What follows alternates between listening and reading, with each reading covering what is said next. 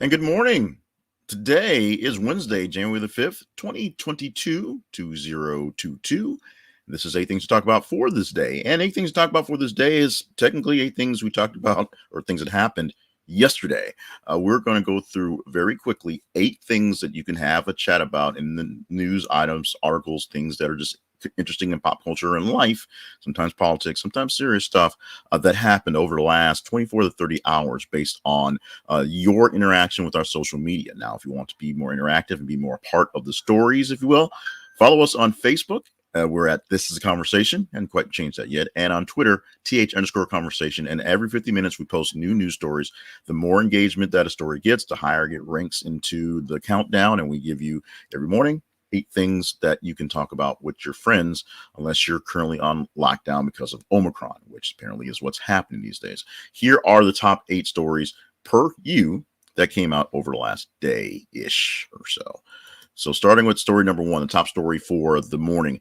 Hundreds have been stranded on I-95 in Virginia for more than 12 hours, and they're running out of fuel, food, and water in frigid conditions. We pulled this from insider.com. It, of course, was everywhere.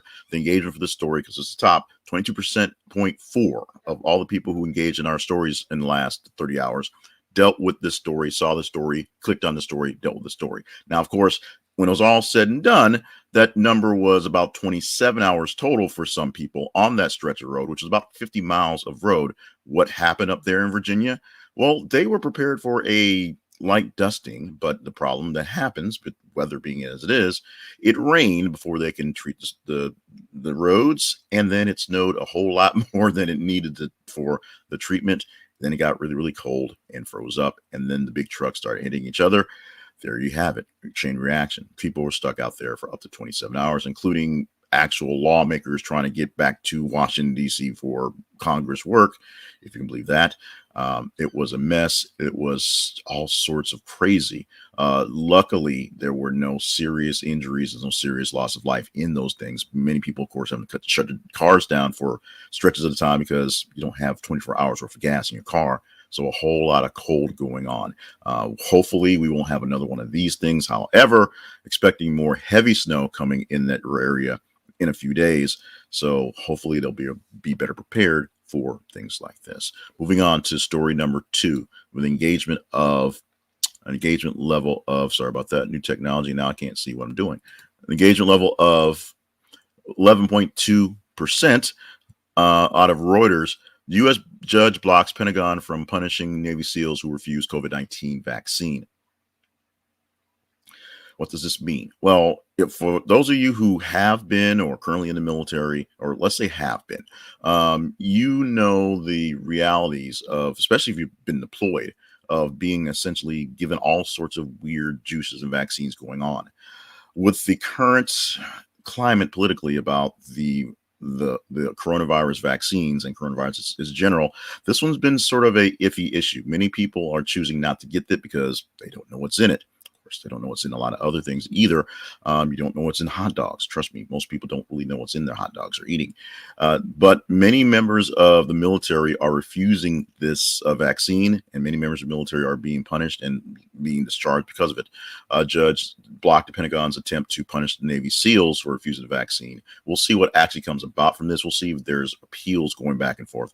But right now, at least one group of military folks, that's the SEALs, have got their pass to not have to get the vaccine on whatever reasons. People are claiming religious exemptions, of course, that happens, then they can do that. But most military folks are basically getting nixed on any exceptions. The SEALs apparently found a way to get past that. The story at number three. Steelers' Mike Tomlin sets NFL record with 15 consecutive non-losing seasons to begin coaching career. CBSSports.com is our source with 5.29% engagement on the story. So what else can we say about that? Mike Tomlin has broken a pretty big record, 15 consecutive seasons. So basically, since he signed on to be the coach of the Steelers, he's not had a losing season. He's had some bad seasons. He's had some really horrible performances from some folks, and of course, he's got two Super Bowls in that process, or two Super Bowl appearances in the process. So there you go. You know, something's working on. But to be able to get over 500, 15 hits in a row for your start your career never having a losing season, that's a big deal. And of course, Mike Tomlin, being Mike Tomlin, just sort of played it off as if, that's just what we do around here. Story number 4. January 6th panel seeks info from Fox News host Sean Hannity, reveals text he sent Trump aides. CNBC.com is our source for this one. 5.13% is the engagement on this story. And let's talk about this one. Let's sit on this one for about a minute and a half or so. It gives us a little extra time. So, as you remember, or may remember if you were watching the unfolding of things happening on January 6th, while all of the other networks were basically had just the camera rolling on the crazy going on, and then just later in the evening replayed the cameras rolling on the crazy going on. The Fox News network and many other of the right-wing crazy networks essentially just kept on going with the, nothing to see here, liberals are crazy, blah, blah, blah stuff. Well, it turns out there may have been some double dealing. We already believe, I say the collective we, air quotes we, believe that some of the people who were in the behind the scenes knew what was going to happen, had an idea what was going to happen, and were looking for some sort of real big push. Now we're seeing that some of these people were actually driving the bus to a point and then trying to back off and, pump the brakes to make sure nothing crazy happened because they knew better. In fact, Sean Hannity's text, one of his texts talked about the fact that he needed to stop, he being the president, they need to stop talking about the election because they're about to basically land the plane and get out of here in about 10 days and be done with it. And then they can go off and fundraise and be ready to do better. Unfortunately, January 6th happened because of a whole lot of crazy. And from that, the playbook changed. And now a lot of people who basically should have known better, and we are finding out they maybe did know better, have to play like they didn't. Why we play this way, nobody will ever know. Tell me that is human nature, I guess. The number 5 story, Washington football team announcing new name on February 2. TheHill.com is our source for this one. Engagement of 5.13%. Excuse me for that. This is live, folks. Coughing always happens. So the Washington football team probably has a new name. They probably had a new name last year, and they're waiting on licensing and all sorts of things to happen. And they're supposed to actually announce it on the 2nd. However, maybe we know what the name is already. And here's an interesting thing that ties into where I live here in Arkansas. Arkansas State University used to be known as the Indians, and they were known the Indians for 50, 100, 300 years. In the last decade, a little over a decade or so, it's been about 10 years, they were swept up in the NCAA name changing issues, and they changed their names to the Red Wolves because Red Wolves is a popular name to change from Indians. It just so happens. And so Washington football team may have shown their hand a little early, and they may be changing their names to the Wolves or the Red Wolves. That's what's basically the big rumor is will pop up. We should know, although people are still loving calling them Washington football team. It's like soccer. You can call some are called the soccer team. Some have names. But to kind of fall in line with convention, they need to have some sort of mascot, and a big circle logo, I guess, doesn't help out. We'll see what happens February 2nd, and we'll see whether we'll be cheering or not cheering for the Washington whomevers like normal. I'm a Saints fan and sometimes a Falcons fan, but don't hold that against me. Jay Weaver, member of Christian band, say that 3 times fast. Jay Weaver, member of Christian band Big Daddy Weave, dies of COVID-19 complications. From USA Today, we get that one at 4.51%. This is something that's going to be with us for a while. Of course, people will die from the smallest, tiniest things. So let's not get too bogged down in that. But it gets a little more tragic when it's people that we sort of know, or that if it's people that, are kind of famous. Big Daddy Weave is a pretty big deal in the music world, the Christian music particularly, or just in general. So the fact that the band member has died, it means that's a lot of family, if you will, family in the band, and family people who love the music and people in the Christian community. We are mourning the loss of Jay Weaver, and we are praying for the families and all those collectives for all of that. Let's move on to story at number 7 today. Number 7, Andy Cohen is banned by CNN from ever hosting New Year's Eve special again after embarrassing drunken rant with Ransom Cooper. The Sun.com gave us this one early yesterday with 4.5% overall engagement for the full day. This one actually was a high enough one early enough because just the way the numbers worked out, high enough early enough that it was in the top 10. It was actually pretty high yesterday. And we have a correction.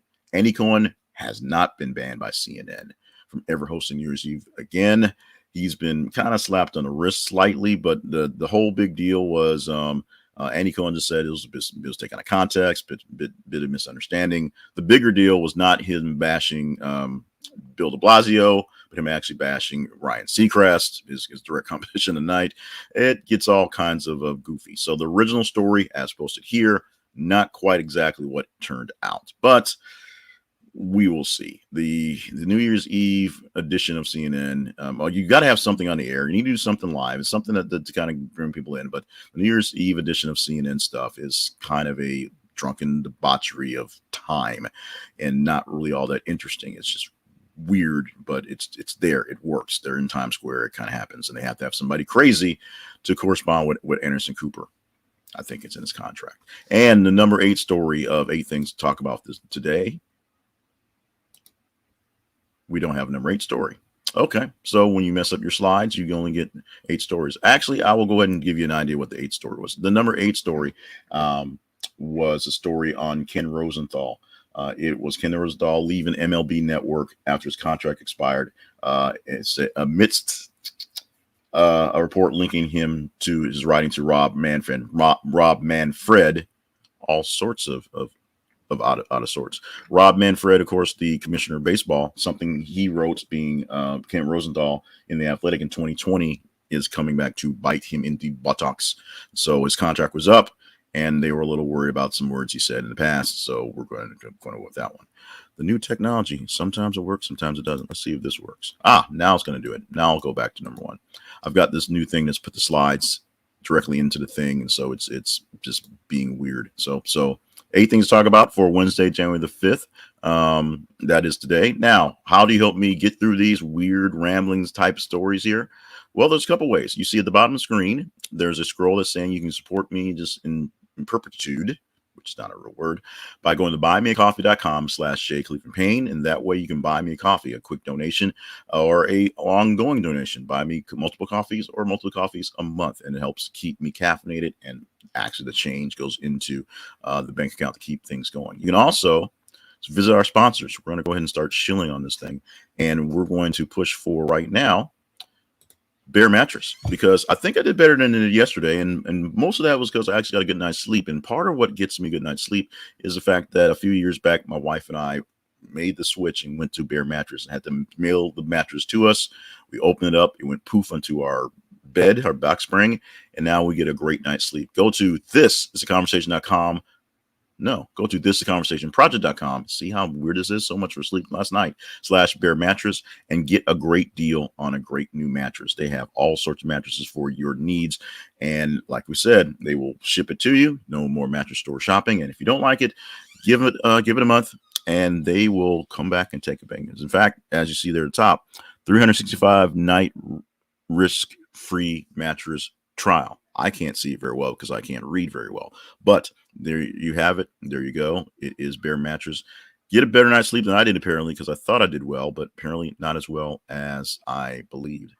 8 things to talk about for this day, Wednesday, the 5th of January. So much for a good night's sleep. I'm Jay Cleveland Payne. Thank you so much for being a part of the whole thing. If you want to get more out of this, make sure you stop by our website, which I'm going to put down there so I don't have to screw it up. That is This is the conversationproject.com. It's still a little bare, having a little trouble getting the time right to get it set up and put everything in there. And since we've gone to this thing, just getting the focus on how we're getting things going. Show us some love, show us some hate, tell us what you think about it, like it, love it. Give us some feedback so we know we're doing the best for you as I'm doing this stuff. No, I can't look directly at the camera. I've never been able to do that. In the meantime, enjoy yourself. Stay limber, stay hydrated, stay on task, because it's going to be a long day and apparently a pretty long 2022.